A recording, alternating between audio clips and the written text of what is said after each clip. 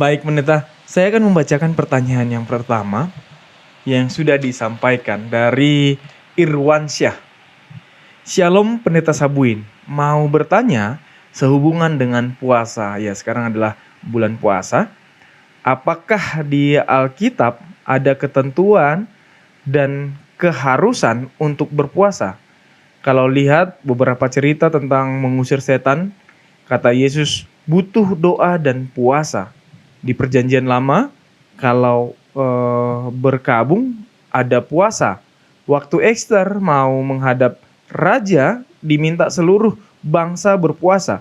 Kalau di zaman sekarang, dalam keadaan apa kita bisa butuh berpuasa atau butuh berpuasa?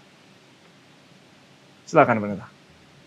Terima kasih untuk pertanyaan dari Saudara Irwansyah, dan tentu kita dari Hope Channel juga mengucapkan selamat menunaikan ibadah puasa untuk saudara-saudari kita yang sedang berpuasa. Ya. Alkitab menceritakan banyak sekali peristiwa di mana orang berpuasa.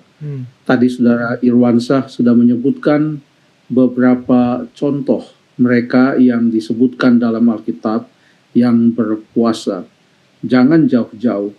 Yesus Kristus, begitu ia dibaptiskan, kalau kita baca dalam Matius pasal yang keempat, di Matius pasal yang ketiga Tuhan Yesus dibaptiskan, lalu kemudian ia dibawa oleh Roh ke padang gurun, dan di sana iblis mencobai dia. Lalu Alkitab berkata dalam ayat yang kedua Matius 4, dan setelah berpuasa 40 hari dan 40 malam, akhirnya laparlah Yesus. Lalu kemudian pada waktu dia sedang lapar, maka pencobaan yang pertama-tama dihadapkan kepada Tuhan Yesus oleh iblis adalah untuk menggunakan kekuasaannya menjadikan batu menjadi roti. Setan katakan, ayat yang ketiga, jika engkau anak Allah, perintahkanlah supaya batu-batu ini menjadi roti.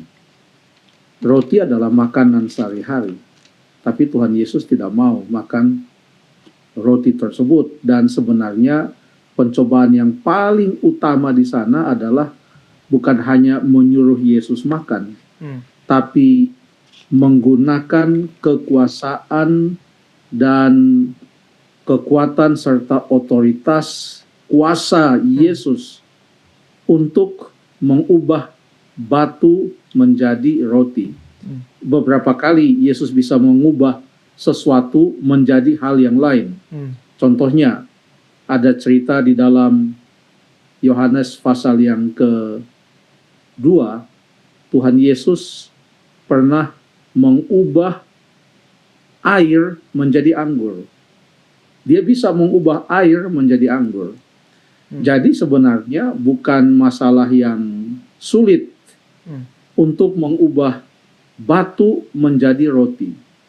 Tetapi ia tidak mau menggunakan kekuasaannya untuk memuaskan dia punya rasa lapar pada saat itu. Jadi Tuhan Yesus berpuasa.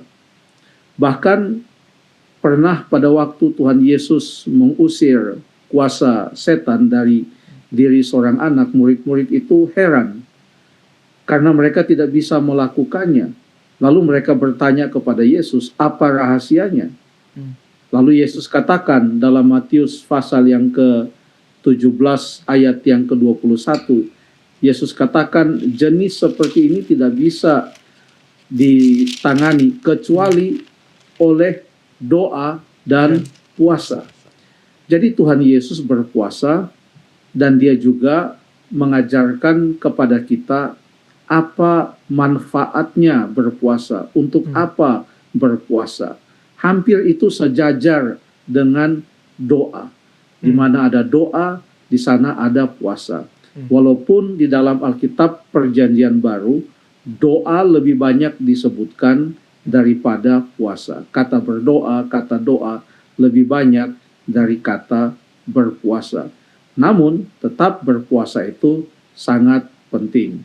Yesus bukan hanya saja berpuasa, dia bukan saja menyatakan apa pentingnya berpuasa, Tuhan Yesus juga mengajarkan bagaimana berpuasa. Kalau kita baca di dalam Matius pasal yang ke-6, di sana Tuhan Yesus mengajarkan kepada kita bagaimana memberikan sedekah, bagaimana berdoa, dan bagaimana berpuasa. Ya. Kalau di dalam Alkitab ada ayat di dalam 1 Tesalonika pasal yang ke-5 yang mengatakan berdoalah senantiasa. Contohnya Daniel. Di dalam Daniel pasal yang ke-6, dia selalu berdoa 3 kali sehari, membuka jendelanya, dia menghadap ke Yerusalem, ke Bait Allah. Tapi ada kalanya dia bukan hanya berdoa saja. Ya, setiap hari dia berdoa, tapi ada kalanya dia bukan hanya berdoa, tapi dia juga berpuasa. Jadi kita baca dalam Daniel pasal yang ke-9 contohnya, lalu aku mengarahkan mukaku kepada Tuhan Allah dan berdoa dan bermohon sambil berpuasa dan mengenakan kain kabung serta abu. Maka aku memohon kepada Tuhan Allahku dan mengaku dosaku. Jadi dia bukan hanya berdoa, dia juga berpuasa. Dia berpuasa untuk meminta Tuhan mengampuni dosanya, mengampuni dosa umat-umat Tuhan, karena masa pembuangan 70 tahun sudah mau selesai, dan dia meminta agar supaya Tuhan menepati janjinya dan membawa pulang umatnya dari Babylon untuk boleh membangun kembali reruntuhan bait suci yang ada di Yerusalem. Jadi ada hal-hal yang khusus yang betul-betul bukan saja meminta seseorang untuk berdoa, tetapi juga untuk berpuasa. Dan itu disebutkan dalam kitab Daniel. Ada juga contohnya di dalam Daniel pasal yang ke-10. Dia baru saja mendapatkan penglihatan, dan untuk mengerti penglihatan yang dia sudah terima, dia tidak hanya berdoa. Betapa penting dia yakin itu penglihatan yang dia terima, sampai ia mengatakan dalam Daniel pasal yang ke-10, dia katakan dia berkabung 3 minggu penuh, ayat 2. Makanan yang sedap tidak kumakan, daging dan anggur tidak masuk ke dalam mulutku, aku berurap sampai berlalu 3 minggu penuh. Jadi ada hal-hal yang dia tidak akan sentuh selama 3 minggu itu. Jadi bukannya dia tidak makan sama sekali, tapi dia mau menyangkal diri, dia mau menyatakan kepada Tuhan, Tuhan, aku tidak peduli dengan diriku ini. Yang aku perlu adalah pertolonganmu. Aku minta engkau menjelaskan kepadaku makna daripada penglihatan itu. Pada waktu dia berpuasa untuk meminta pengampunan dosa, seakan dia berkata, Tuhan, tolonglah ampuni dosa-dosa kami. Tolonglah nyatakan kemuliaan-Mu supaya kami boleh kembali lagi ke Yerusalem setelah 70 tahun di dalam pembuangan. Ada ayat-ayat yang lain juga yang menyatakan pada saat kapan seseorang itu berpuasa. Contohnya, kita boleh baca di dalam Kisah pasal yang ke-13, Kisah pasal yang ke-13, ayat yang kedua dan ayat yang ketiga. Kisah 13 ayat 2 dan ayat yang ketiga. Kisah 13 ayat 2 dan 3. Ya. Pada suatu hari ketika mereka beribadah kepada Tuhan dan berpuasa, berkatalah Roh Kudus, khususkanlah Barnabas dan Saulus bagiku untuk tugas yang telah kutentukan bagi mereka.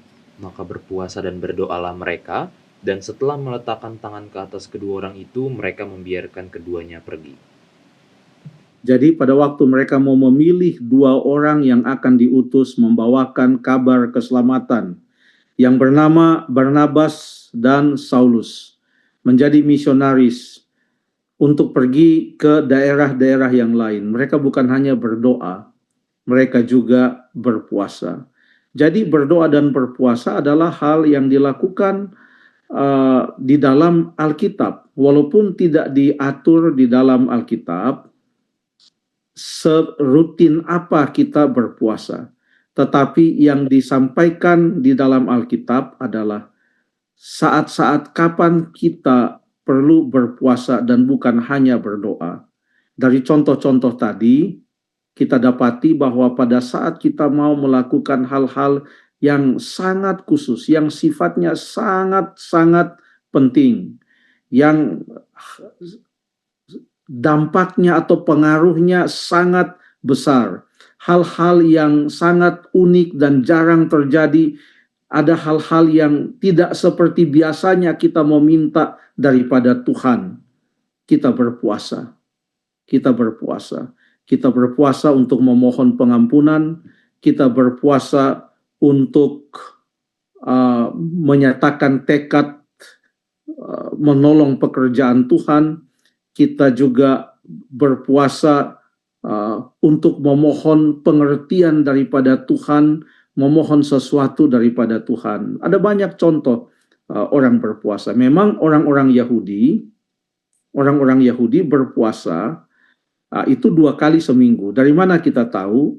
Itu dari doa orang Farisi yang dalam perumpamaan Tuhan Yesus di Lukas pasal yang ke-18, pada waktu Tuhan Yesus menyampaikan perumpamaan tentang orang Farisi dan pemungut cukai.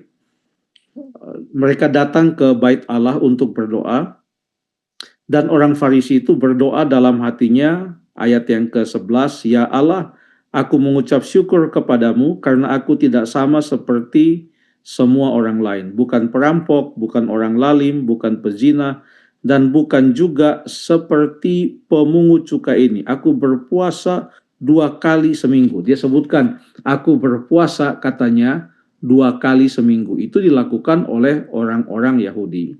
Namun di dalam keterangan yang ada dalam buku Kisah Para Rasul, surat-surat Rasul Paulus, sekalipun puasa dilakukan, tapi kita tidak menemukan di sana petunjuk berapa sering kita berpuasa, pada saat kapan atau waktu seperti apa dalam 1 tahun itu kita berpuasa. Tetapi Alkitab menyatakan puasa itu sangat penting. Puasa itu sangat penting. Apalagi kalau kita berdoa dan berpuasa. Jadi Yesus tadi saya sebutkan menyatakan juga bagaimana seseorang itu berpuasa. Itu ada di dalam Matius pasal yang ke-6. Tadi sudah mau dibaca tapi kita masih bahas tentang Daniel. Itu Yesus sebutkan mulai ayat yang ke-16. Di sana dikatakan, "Dan apabila kamu berpuasa, janganlah muram mukamu seperti orang munafik.